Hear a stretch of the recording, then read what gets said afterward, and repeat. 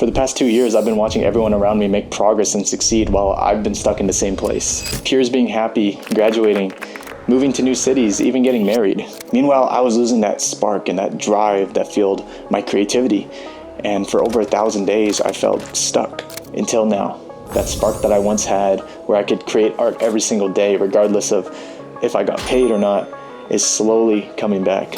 I realized that I was missing out on opportunities to continue growing and advance my career. And I think I finally figured out why. This reason could be the very thing keeping you stuck as unfulfilled creative like I was for over 1,000 days, turning you into wasted potential. Days merge into months and months into years if you don't learn to overcome this vicious cycle. And a year from now, if you don't learn to overcome it, you could be stuck at the exact same spot that you are right now. Throughout these 2 years, my skills plateaued, my income flatlined, and I was in this endless cycle of self-sabotage with no clear direction. I hated myself because I had so much potential. I dropped out of school the year prior and I landed a comfy corporate job. And I thought I was going to retire my parents by 21, but none of that happened. I felt terrible because it was all my fault. And I realized that I was the only one that could get myself out of this, no one else. But how? I felt so unconfident in everything that I did because I wasted 2 years of my potential. And then it hit me. I was in so much pain and I didn't have anyone who understood me.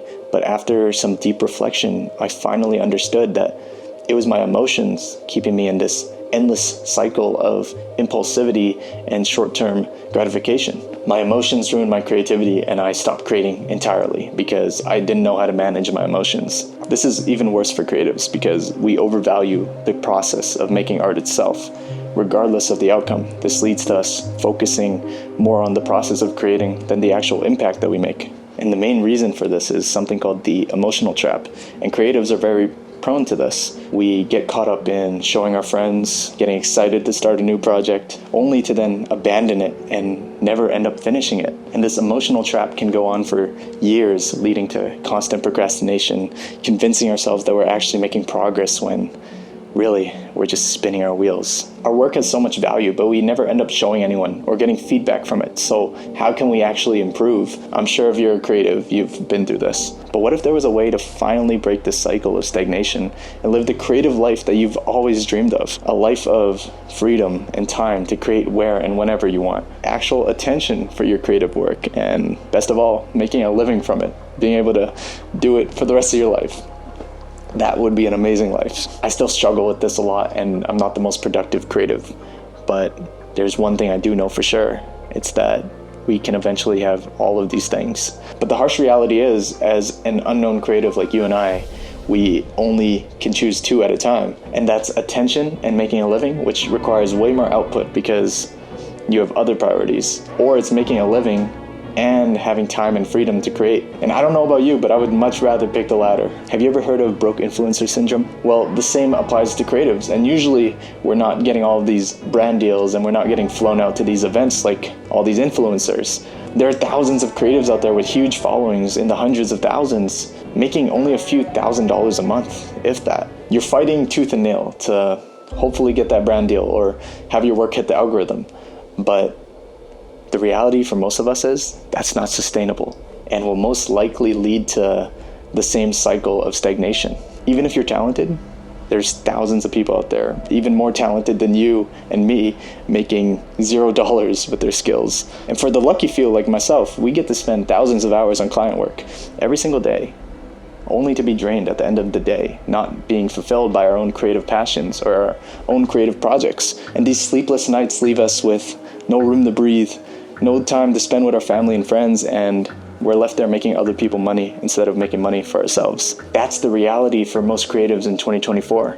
It's a world of starving and tortured creatives. I've come to the conclusion that the only way to live a fulfilled and happy life as a creative is to run a creative business, to use your skills and your talents and your unique personality to literally change other people's lives. I'd be lying if I said I had it all figured out, but what I do have is a ton of personal experience from being a creative for 10 years now, since I was 12, and a lot of mentors that I've had the opportunity to connect with. I want to share with you a lesson from one of my mentors that has completely shifted my perspective and will allow us to not have to sacrifice our creativity to earn money. The turning point came when my mentor asked me, "Do you want to be a business owner or an artist?" It forced me to confront the harsh truth that I was selfishly prioritizing my artistic pursuits over financial stability, and that my actions were not aligned with my vision of becoming a successful creative entrepreneur. His words cut me deep because I was still hanging on to my emotions, doing what I wanted to do instead of what I needed to do. And at this point, I wasted over a year making music and art that I would never end up showing the world. I was so afraid of judgment and rejection, so I kept telling myself, this is just for fun. I'll figure it out eventually. You clearly want to make some, so why not just make it? Because I'm scared. Of what? I don't know. Exactly. Do you like how they dress? No! So why the are you listening to them? By not putting my work out there, I was not only holding myself back, but I was depriving the world of the value I could offer. And my mentor made it crystal clear. I could not both be an artist and a business owner at the same time. At least not at the beginning. I had to choose one path and go all in, rather than half-assing both and getting nowhere with it. As a business owner, I needed to operate with a different mindset, one that wasn't ruled by my own emotions. I understood the truth that business is a heartless game. It doesn't care about your burnout. It doesn't care about your creative block. It doesn't care about your doubts or your feelings. There will always be someone out there willing to outwork you and outperform you if you don't show up fully. To succeed as a creative entrepreneur, you have to separate your emotions from your business decisions. After these 2 years of stagnation, I'm realizing that I can't allow my artistic perfectionism and fear of failure to hold me back from taking action. Business owners operate mindlessly on KPIs, setting goals, and developing systems to keep them on track. And I haven't been the best at doing this up until this point, but it's all starting to click. The mindset shift I needed was to delay the gratification of being a pure artist. I had to put my selfish artistic desires on the back burner and prioritize providing value to others. Only by building a strong foundation and reputation as a creative entrepreneur could I earn the freedom to fully express myself as an artist down the line. To make it as a creative entrepreneur, you must be willing to temporarily sacrifice the artist to nurture the business owner within. I don't yet know how all of this is going to go, but I'm confident. I'm confident in the fact that on the other side of this transformation lies the creative life of my dreams, the freedom, impact, and fulfillment. But I'm realizing that it won't come easy.